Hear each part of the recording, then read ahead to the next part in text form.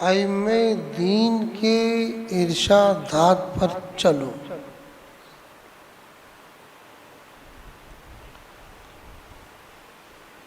عوام پر واجب ہے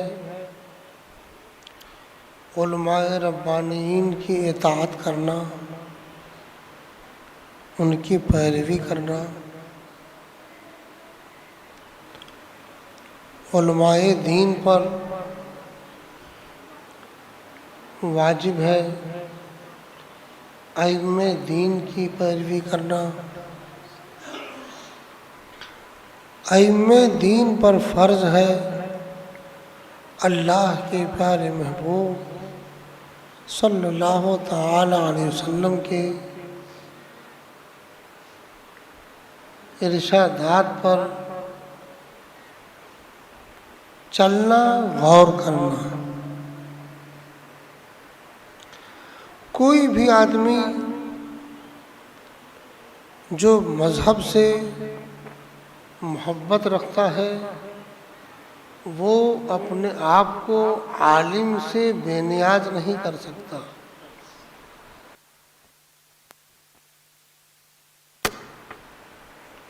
ضرورت ہوگی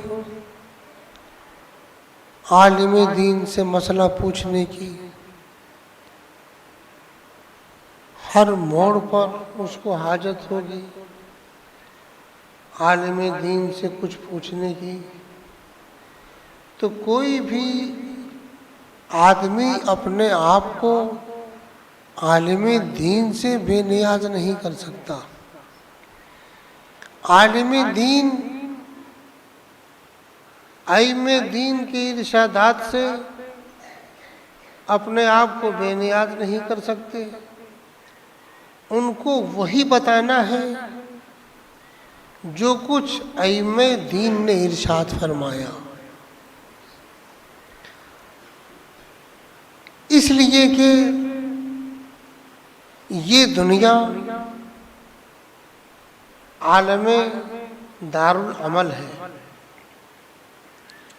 اصلی زندگی، حقیقی زندگی آخرت کی زندگی ہے۔ آخرت میں تمہاری بہتری کس چیز میں ہے؟ آخرت میں تمہارے لیے بھلائی کس چیز میں ہے؟ تم نہیں جان سکتے۔ تو آخرت کو صحیح کرنے کے لیے، آخرت کی زندگی کو بہتر بنانے کے لیے ضروری ہے کہ ائمہ دین کے ارشادات کو سنیں، اپنے دل میں، دماغ میں اتارے اور اسی کے مطابق چل کر اپنی پوری زندگی گزارے۔ دیکھو دنیا والے اگر تم کو اونچا پوسٹ دے دیں، منصب دے دیں، دولت کے ڈھیر لگا دیں، جب بھی کیا تم کو مرنا نہیں ہے؟ موت آئے گی۔ موت سے کسی کو مفر نہیں۔ تو اپنی فکر کو، اپنی سوچ کو آخرت کی طرف لگاؤ۔ دنیا میں آرام ملے، جب بھی اپنی فکر کو آخرت کی طرف لگاؤ۔ دنیا میں تکلیف ہو، جب بھی اپنی فکر کو آخرت کی طرف لگاؤ۔ دنیا کے آرام و تکلیف پر مت جاؤ۔ دنیا میں آرام بھی ہے، تکلیف بھی ہے۔ یہی نہیں، جو شخص نعمتوں میں غرق ہو جائے، بظاہر دین کی نعمت میں بھی وہ غرق ہو گیا، تو وہ بھی آزمائش ہے۔ بلوناہم بالحسنات والسیئات، ہم انہیں آزماتے ہیں آئیے دے کر اور بلاؤں کو دے کر۔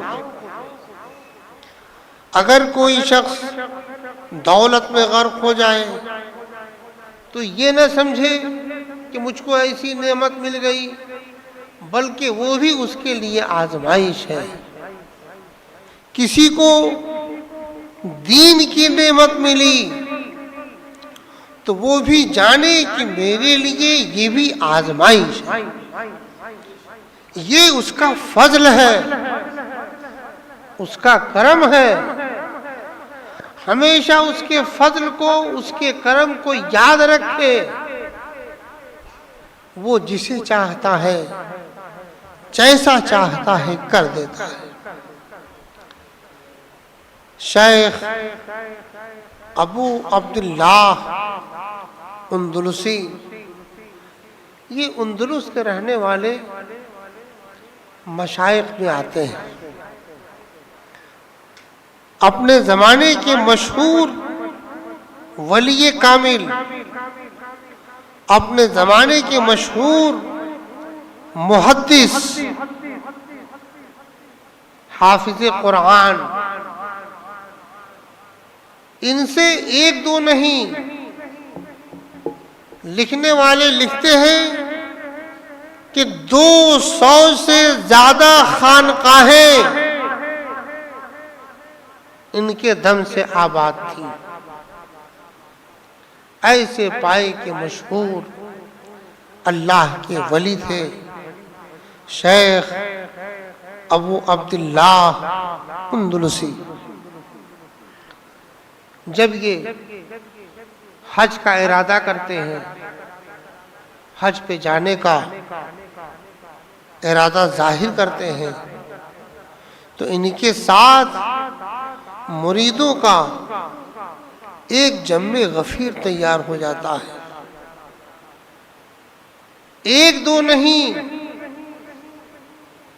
50 100 نہیں، 12,000 سے زائد مریدوں کا ایک جمگھٹا تیار ہو گیا ان کے ساتھ حج پہ جانے کے لیے، اس طور سے کہ یہ اللہ کے ولی ہیں، ان پر اللہ کی رحمت اترے گی تو اس رحمت کا چھینٹا ہمیں بھی مل جائے گا۔ حضرت شبلی رضی اللہ تعالی عنہ فرماتے ہیں کہ شیخ کے ساتھ حج پہ جانے کا میں نے بھی ارادہ کر لیا۔ ابو بکر شبلی رضی اللہ تعالی عنہ سرکار غوث اعظم رضی اللہ تعالی عنہ کے مشائخ میں اونچے 5ویں نمبر کے مطلب پیر ہیں۔ ابو بکر شبلی رضی اللہ تعالیٰ عنہ بھی ساتھ ہو لیے۔ شیخ ابو عبداللہ اندلسی حج پہ گئے، مریدوں کا جمگھٹا ساتھ میں لگا، جا رہے ہیں۔ ایک مقام پر پڑاؤ پڑا، پھر دوسرے مقام پر پڑاؤ پڑا۔ پہلے اونٹوں سے چلتے تھے لوگ، قافلہ جا رہا ہے، پھر کہیں پڑاؤ پڑ جاتا۔ ایک جگہ انہوں نے دیکھا عیسائیوں کو کہ وہ سب صلیب کی پوجا کر رہے ہیں۔ دل میں خیال آیا کتنے ناسمجھ ہیں، کتنے بے وقوف ہیں، اللہ کے فضل کو بھول گئے۔ یہ اس کا کرم ہے جو اس نے ہمیں ایمان میں داخل کیا، مسلمانوں میں داخل کیا۔ ذہانت تو اوروں کے پاس بھی ہے، عقل مندی تو اوروں کے پاس بھی ہے، ایمان کی نعمت کا ملنا یہ محض اس کے کرم پر ہے۔ ادھر توجہ نہیں گئی۔ آگے گزر گئے. ایک مقام پر ٹھہرنا ہوا. ظہر کا وقت آیا، اذان ہو گئی. مریدوں نے عرض کیا حضور اب جماعت تیار ہے. فرمایا ہاں تم لوگ پڑھ لو، میں بعد میں پڑھ لوں گا. مریدوں نے نماز پڑھی. عصر کا وقت آیا. جب بھی وقت آتا آ کر کے آگاہ کیا جاتا. آپ یہی فرماتے تم لوگ پڑھ لو، میں بعد میں پڑھ لوں گا. ایک دن گزر گیا، دوسرا دن گزر گیا، تیسرا دن گزر گیا. شیخ نہ کچھ کھاتے تھے، نہ پانی پیتے تھے، نہ کسی سے بات کرتے تھے. صرف ایک طرف ٹکٹکی لگائے دیکھتے رہتے تھے. کہاں دیکھتے تھے؟ ایک کنواں تھا جس کنویں سے لوگ پانی بھرتے تھے، اسی کنویں کی طرف دیکھتے تھے. حضرت شبلی رضی اللہ تعالیٰ عنہ فرماتے ہیں چوتھے دن میں نے ہمت کی اور ساتھ میں ان کے بعض مریدوں کو لیا. ان کے مریدوں میں بڑے بڑے علماء، صوفیاء، نیک موجود تھے. بعض کو حضرت شبلی رضی اللہ تعالیٰ عنہ نے اپنے ساتھ میں لیا. پاس آئے، عرض کیا شیخ 3 دن ہو گئے، نہ تو آپ کچھ کھاتے ہیں، نہ آپ پانی پیتے ہیں، نہ آپ کوئی حرکت کرتے ہیں. کیا ماجرا ہے؟ پورا قافلہ 12,000 کا آپ کے انتظار میں ٹھہرا ہوا ہے. شیخ ابو عبداللہ اندلسی اب فرماتے ہیں میرے عزیزو مجھ کو چھوڑ دو، مجھ کو میرے حال پہ چھوڑ دو، تم لوگ چلے جاؤ. جب فرمایا تم لوگ چلے جاؤ، مجھ کو میرے حال پہ چھوڑ دو، تو مت پوچھو ہم لوگوں پہ کیا گزرا. ایسا لگا جیسے ہم لوگوں پر بجلی گر گئی. سکتے میں آ گئے، کچھ رونے لگے، دہاڑنے لگے، چیخنے لگے. پھر میں نے ہمت کی، عرض کیا شیخ کیا ماجرا ہے، بات کیا ہے؟ فرماتے ہیں میں تم لوگوں سے کب تک چھپاؤں. ایک عیسائی کی لڑکی جو کنویں سے پانی بھر رہی تھی، وہ میرے دل پر، دماغ پر ایسی چھا گئی کہ نہ میں یہاں سے اب ہٹ سکتا ہوں، نہ چل سکتا ہوں.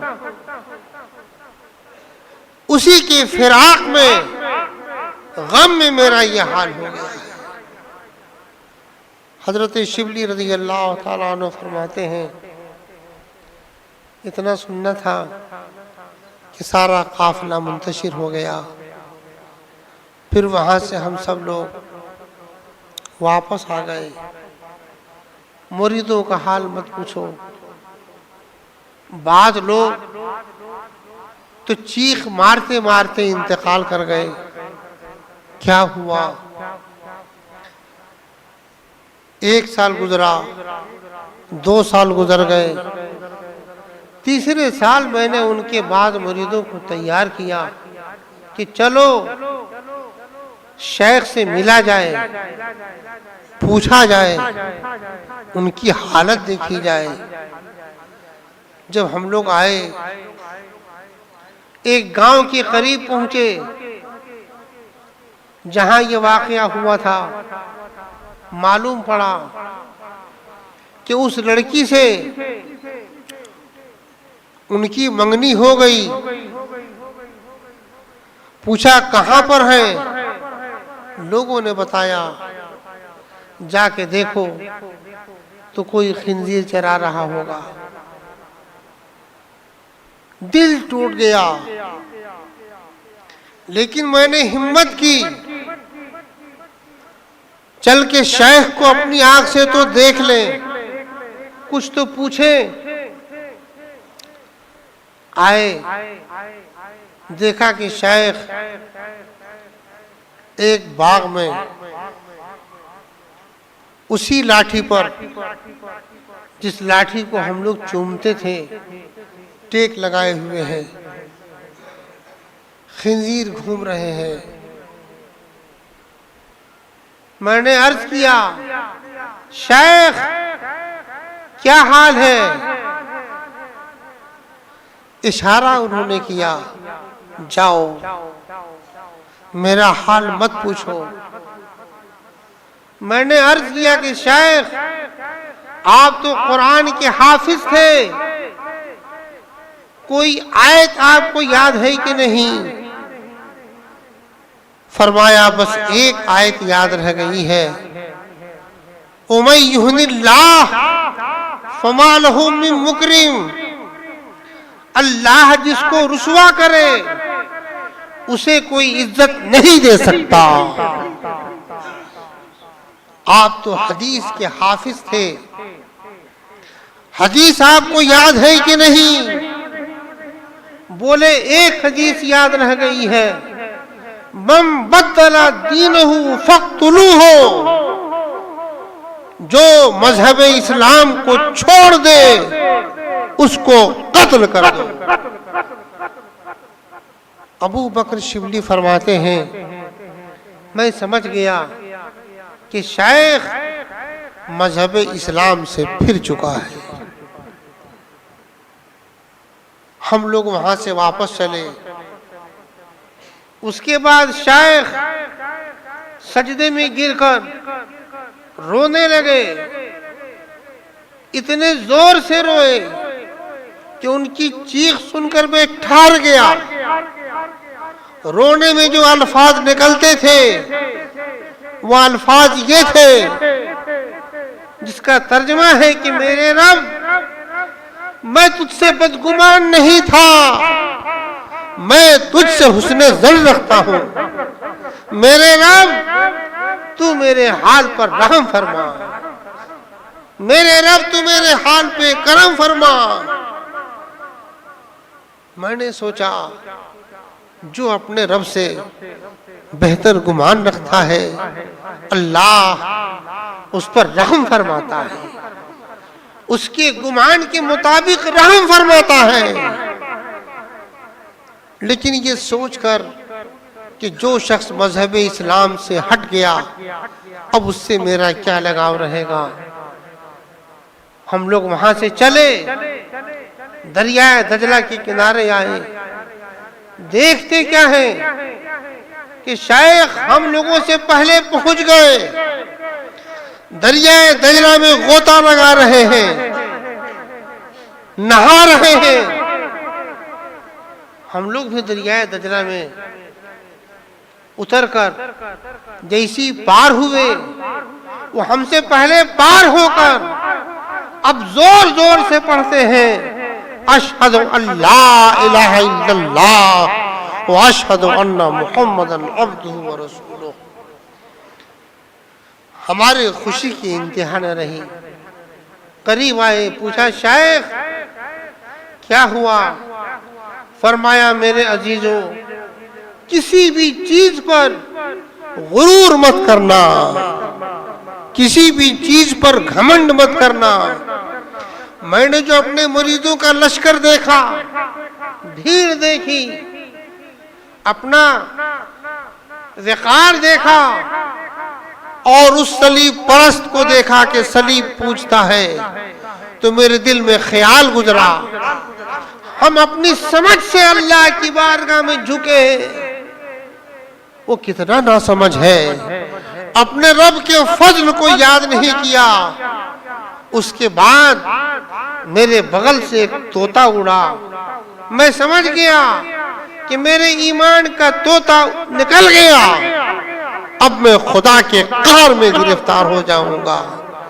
اس کے بعد ہی میرے اوپر وہ حالت طاری ہوئی، اس لڑکی کی صورت، اس کی عادت میرے دل و دماغ پر چھا گئی۔ اب الحمدللہ میرے دل میں اللہ کا خوف آ گیا، ایمان کی نعمت آ گئی۔ حضرت شبلی رضی اللہ تعالیٰ عنہ فرماتے ہیں، دیکھو ایمان کی نعمت ملے، عمل کی نعمت ملے، دنیا کی نعمت ملے، اس پہ غرور مت کرنا، بس یہی سمجھنا ہے کہ مالک و مولا یہ محض تیرے کرم سے ہے، تیرے حبیب کا صدقہ ہے۔ اللہ جل شانہ ارشاد فرماتا ہے، اطیعوا اللہ و اطیعوا الرسول و اولی الامر منکم۔ تو مسلمانوں، عالم دین کی اتباع کرنا، عالم دین کی پیروی کرنا، وہ کیا سکھاتے ہیں؟ یہی کہ اللہ سے ڈرو، اپنی آخرت کو صحیح کرو، کب تم کو موت گھیر لے۔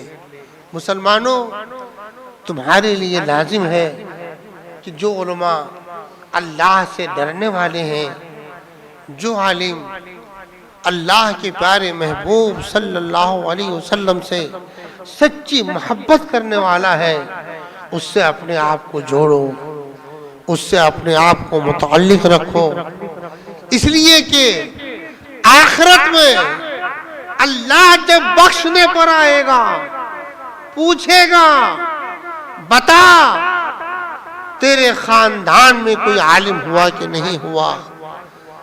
بندہ عرض کرے گا نہیں مالک و مولا۔ ارشاد ہوگا تیرے رشتہ داروں میں کوئی عالم دین ہے کہ نہیں؟ بندہ عرض کرے گا نہیں مولا۔ ارشاد ہوگا تجھ کو کسی عالم دین سے محبت تھی کہ نہیں؟ بندہ عرض کرے گا نہیں مولا۔ ارشاد فرمائے گا تجھ کو کسی ایسے شخص سے محبت تھی کہ نہیں جو عالم دین سے سچی محبت کرتا تھا؟ بندہ عرض کرے گا ہاں مولا، ایک شخص تھا جو عالم دین سے سچی محبت کرتا تھا، اب میں اس سے محبت کرتا تھا۔ ارشاد فرمائے گا جا اس محبت کے صدقے تجھ کو بخش دیا۔ امام اعظم ابو حنیفہ ارشاد فرماتے ہیں احب الصالحین ولست منہم لعل اللہ یرزقنی صلاحا۔ اتنے بڑے عالم فرماتے ہیں میں نیک لوگوں سے محبت کرتا ہوں۔ صالحین وہ عالم ربانی جو اللہ کے رسول کے سچے نائب ہیں،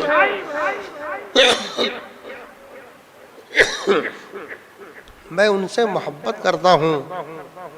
وَلَسْتُ مِنْهُمْ، حالانکہ میں نیک لوگوں میں نہیں ہوں۔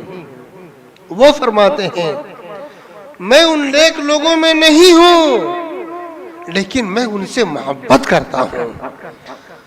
لعل اللہ یرزقنی صلاحا، امید ہے کہ اللہ پاک ان نیکوں کے صدقے مجھے بھی نیک بنا دے گا۔ مسلمانوں، تو عالم دین سے سچی محبت کرو۔ اعلیٰ حضرت عظیم البرکت رضی اللہ تعالیٰ عنہ وہ سچے عالم دین ہیں جن کی اتباع کو اپنے اوپر لازم جانو، کسی سے حسد نہیں کیا، کسی سے بغض نہیں رکھا۔ لوگوں نے گالیاں دی، اشتہار چھاپے، گندے گندے کلمات لکھے، ان کا کوئی جواب نہیں دیا. لیکن جب دین پر حملہ دیکھا، دین کے خلاف وہابیوں نے، دیوبندیوں نے اپنا عقیدہ پیش کیا، تو ان کے عقیدے پر جو قرآن کا حکم تھا، احادیث سے جو حکم تھا، ائمہ دین کے ارشاد سے جو حکم تھا، اس کو واضح فرما دیا. دیکھو قربانی قریب ہے، بقرعید میں ہر آدمی قربانی کرانے کی کوشش کرتا ہے. جو صاحب نصاب ہے، صاحب استطاعت ہے، اس پر قربانی واجب ہے. تفصیل معلوم کرنا ہو تو آ کر کے معلوم کرنا، ہم یہاں کیا تفصیل بتا پائیں گے. اتنا آپ کو صرف بتا دینا ہے کہ کسی وہابی سے، کسی دیوبندی سے، کسی تبلیغی جماعت سے اپنے بکرے کو ذبح مت کرانا. وہابیوں سے ذبح کرایا، دیوبندیوں سے ذبح کرایا تو آپ کی قربانی نہیں ہوگی، وہ بکرا مردار ہوگا، اس کا گوشت کھانا بھی حرام ہوگا. یہ مسئلہ بتانے کے لیے میں نے اتنی تمہید باندھی کہ امام اہل سنت رضی اللہ تعالیٰ عنہ سچے عالم دین ہیں. یہ فتویٰ انہوں نے ہی دیا ہے. جو فتویٰ دیا قرآن و حدیث کی روشنی میں دیا. بڑے جانور میں جس میں 7 نام ہوتے ہیں، اگر ایک نام بھی کسی وہابی کا شامل کر لیا، دیوبندی کا شامل کر لیا، تو پھر قربانی نہیں ہوگی. آپ پر واجب ویسی رہ جائے گا. سنی ذبح کرے گا، گوشت حلال ہوگا، لیکن قربانی ادا نہیں ہوگی. تو اس کا خاص خیال رکھنا کہ کسی وہابی سے، دیوبندی سے، تبلیغی سے نہ ذبح کرانا، اور نہ 7 نام والے جانور میں ان کو شریک کرنا، کسی ایک کو بھی شریک نہ کرنا. دیکھو ان سے کوئی ذاتی جھگڑا نہیں ہے. انہوں نے اللہ اور اللہ کے رسول کی شان میں گستاخانہ کلمات لکھے چھاپے. تمام علماء ربانیین نے فتویٰ دیا کہ وہ لوگ کافر ہیں، مرتد ہیں. ان کی نماز، ان کا روزہ جو دیکھ رہے ہو وہ سب دکھاوے کا ہے. ان کی نماز نماز نہیں، ان کا روزہ روزہ نہیں. تو اپنے آپ کو اس سے بچاؤ. دوسرا اعلان یہ کرنا ہے، چاند کا ثبوت جب تک نہیں ہوگا اعلان نہیں ہوگا. چاند کا شرعی ثبوت ہو جاتا ہے تب یہاں سے اعلان ہوتا ہے. آپ لوگ یہاں کے اعلان پر چلو، ہم لوگ اسی کے مطابق چلتے ہیں جو اعلیٰ حضرت نے اپنے فتوے میں تحریر فرمایا ہے. اس کے 1 انچ نہ آگے بڑھتے ہیں نہ پیچھے ہٹتے ہیں. تو آپ لوگ اسی کے مطابق چاند دیکھنے کی کوشش کرو. جس کو بھی چاند نظر آ جائے یا پتہ چل جائے کہ فلاں جگہ چاند ہوا ہے، وہاں سے ان لوگوں کو گواہی کے لیے بھیجو. وہ اگر نہیں آ سکتے ہوں تو ہم یہاں سے بھیج دیں گے، یہ لوگ جا کے گواہی لائیں گے. جو شرع میں طریقہ ہے اس طریقے پر آپ لوگ چلو، اس طریقے پر آپ لوگ قائم رہو گے تو آخرت اچھی ہوگی،